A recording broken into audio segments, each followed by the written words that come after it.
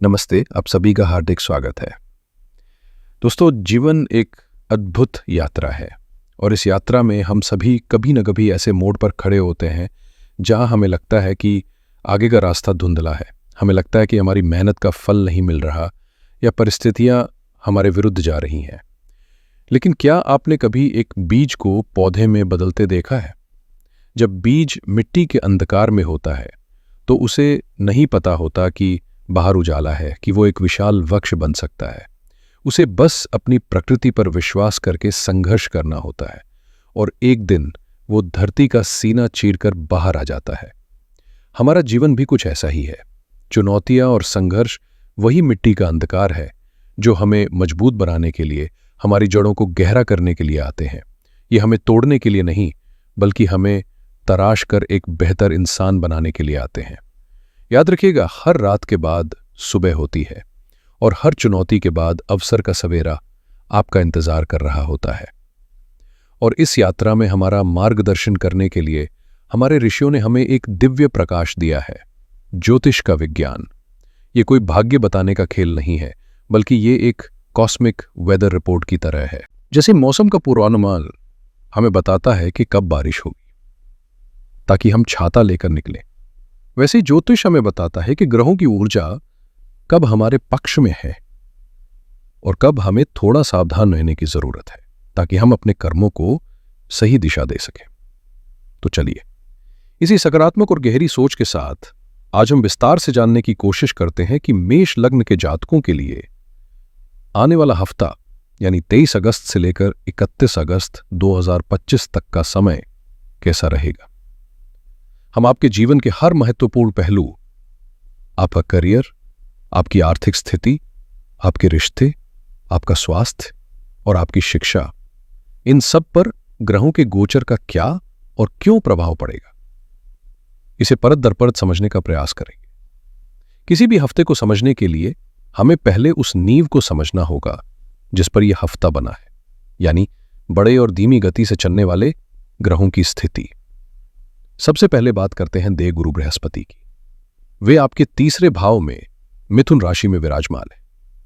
तीसरा भाव होता है आपके पराक्रम का, आपकी हिम्मत का, आपकी कम्युनिकेशन का और आपके छोटे भाई बहनों का। यहां पर बृहस्पति का होना एक वरदान की तरह है। यह आपको साहसी बना रहा है, आपको अपनी बात को बहुत ही ज्ञानपूर्ण और प्रभावशाली ढंग से रखने की क्षमता दे रहा है। अगर आप मार्केटिंग, सेल्स, राइटिंग या टीचिंग जैसे प्रोफेशन में है तो बृहस्पति यहां आपको असाधारण सफलता दिला सकते हैं। वे वक्री अवस्था में आपके 12वें भाव में मीन राशि में गोचर कर रहे हैं। 12वां भाव खर्चों का, विदेश का, अस्पतालों का और अध्यात्म का होता है। शनि का यह वक्री होना आपको बार बार ये याद दिला रहा है कि अपने खर्चों का लेखा जोखा ठीक से रखें।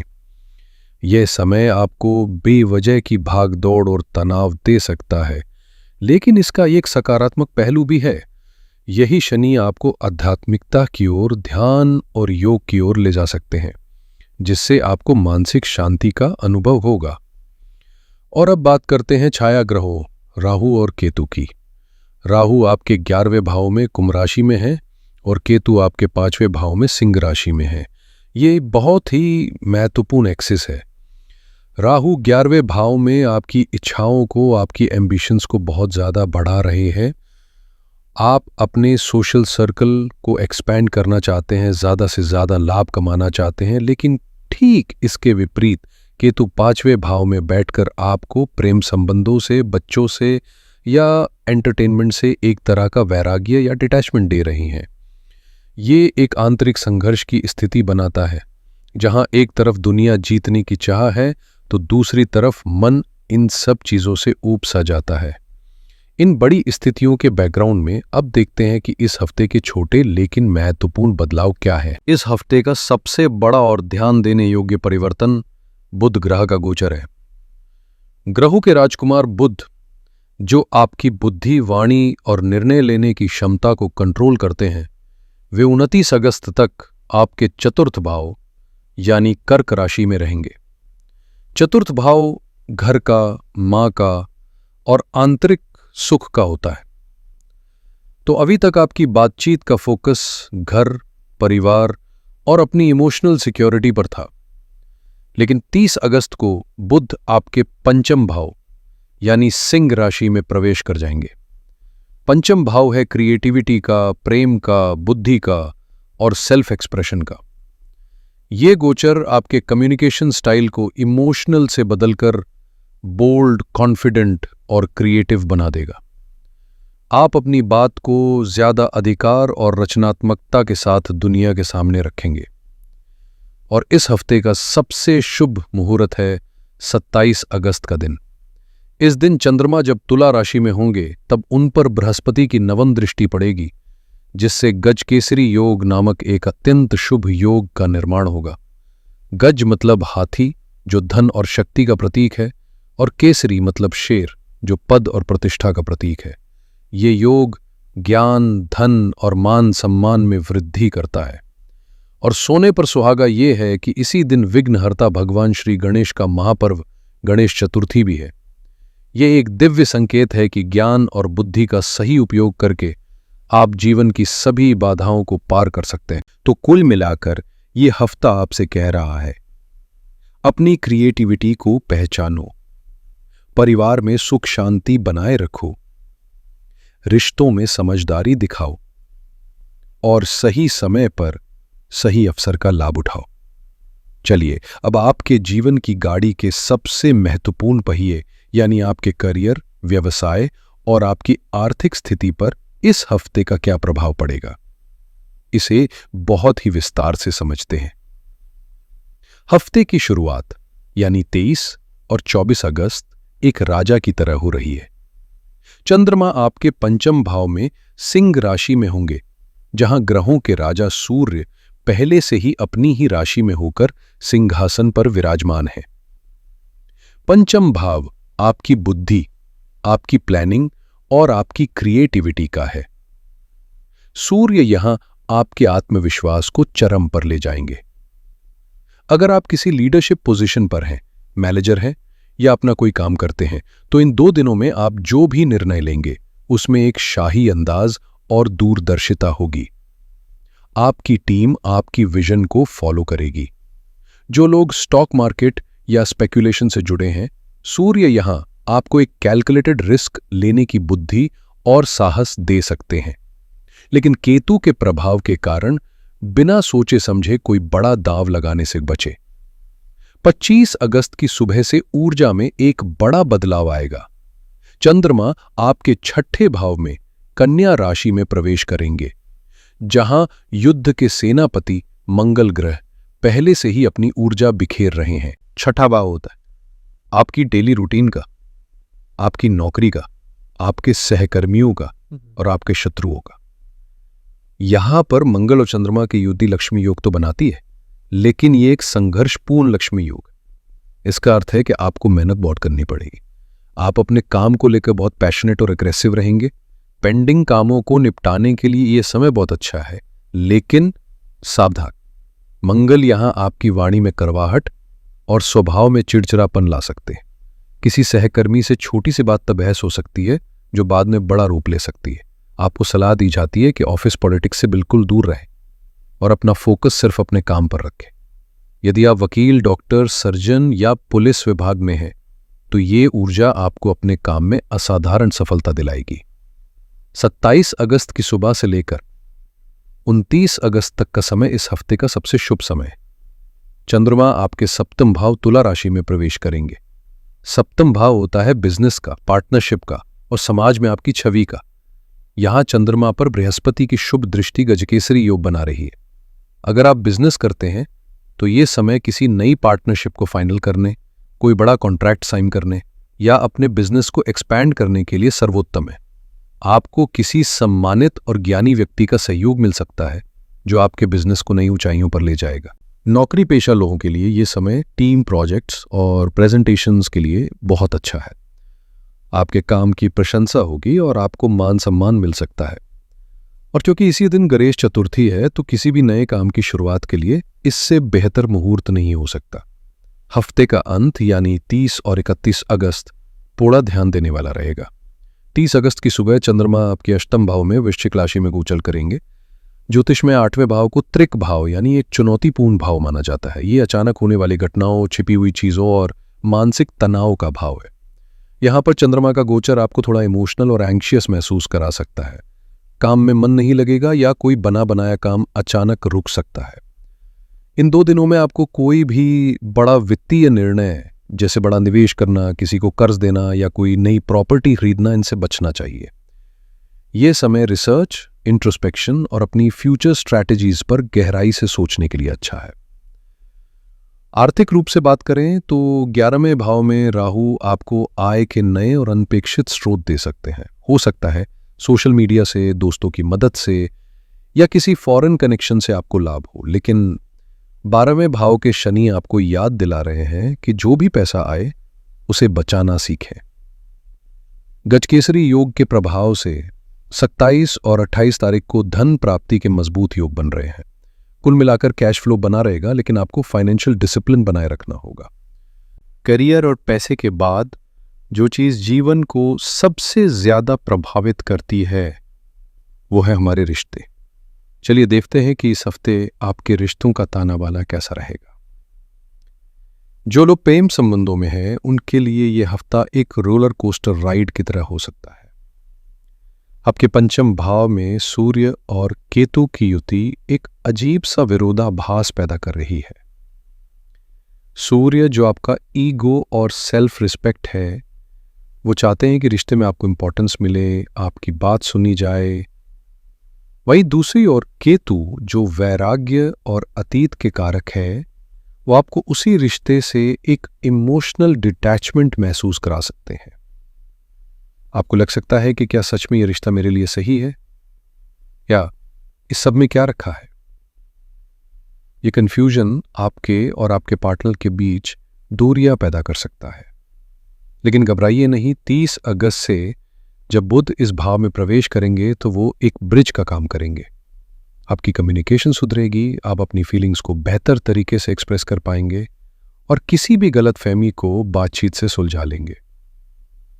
विवाहित जातकों के लिए यह हफ्ता, विशेषकर मध्य भाग, बहुत ही सकारात्मक रहने वाला है।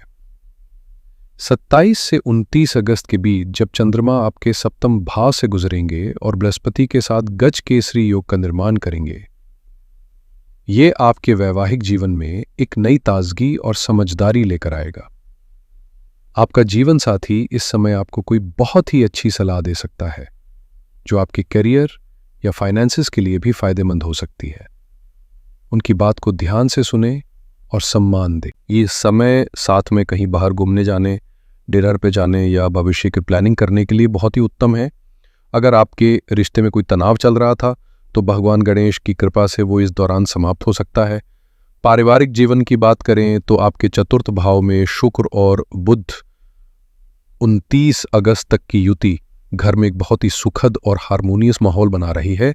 शुक्र जो सुख और लग्जरी के कारक है, आपको घर की साज सज्जा, गाड़ी खरीदने या परिवार के साथ किसी आरामदायक जगह पर घूमने जाने के लिए प्रेरित कर सकते हैं। बुध यहाँ पर परिवार के सदस्यों के बीच कम्युनिकेशन गैप को भर रहे हैं। आप अपनी माँ के साथ एक बहुत ही अच्छा बॉन्ड महसूस करेंगे और उनके स्वास्थ्य को लेकर चली आ रही चिंता भी कम होगी। बस एक बात का ध्यान रखें कि छठे भाव में बैठे मंगल का प्रभाव कभी कभी घर में छोटी छोटी बातों पर बहस करवा सकता है, इसलिए धैर्य और शांति से काम लें। पहला सुख, निरोगी काया। स्वास्थ्य के मामले में यह हफ्ता आपसे सावधानी की मांग कर रहा है। आपके छठे भाव में, जो कि रोग, ऋण और शत्रु का भाव है, अग्नि तत्व के ग्रह मंगल का गोचर हो रहा है।